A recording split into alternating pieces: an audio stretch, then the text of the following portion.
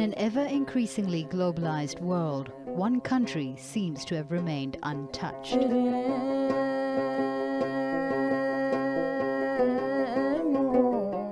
The Himalayan kingdom of Bhutan.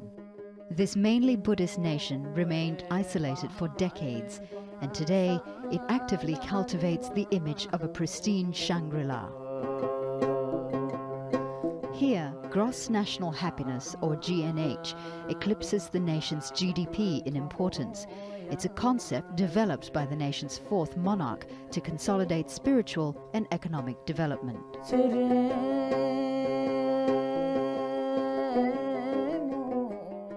Gross national happiness is a way we take all the benefits of modernization, but while holding on to our values, our culture, and tradition.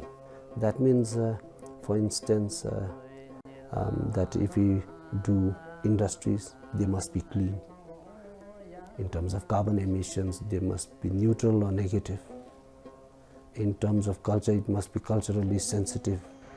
In a world which is fast losing its cultural values, Bhutan can be a leader in cultural preservation and environment conservation.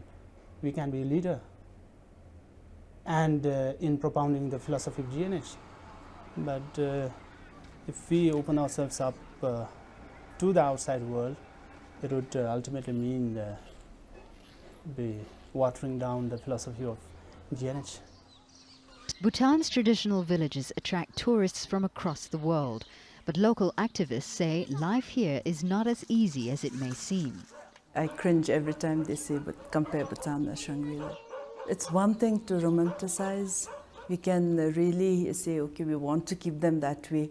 But I mean, for the members in that community that has no electricity, has to depend on a kerosene stove or has to depend on cooking in an open fire and things like that, I don't think they really want to stay that way.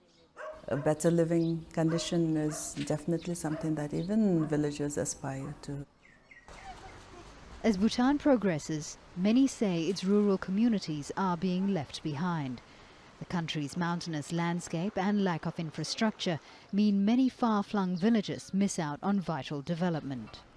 In this village, there are 63 households, and the people in this village, they suffer from lack of shortage of land to construct house, which is forcing them like about 4 to 5 families live in one single house, and then there's like drinking water shortage, and then no good toilet facilities also. Several villagers told us they were more inclined to rely on their Buddhist faith rather than government policies to help them through their hardships. More worrying is a rise in drug use and gang violence among the nation's youth, which is attributed to Bhutan's modernization. Rapid urbanization for one, also exposure, and a lot of our youth go out to study. They bring back bad habits, easy accessibility to drugs and alcohol.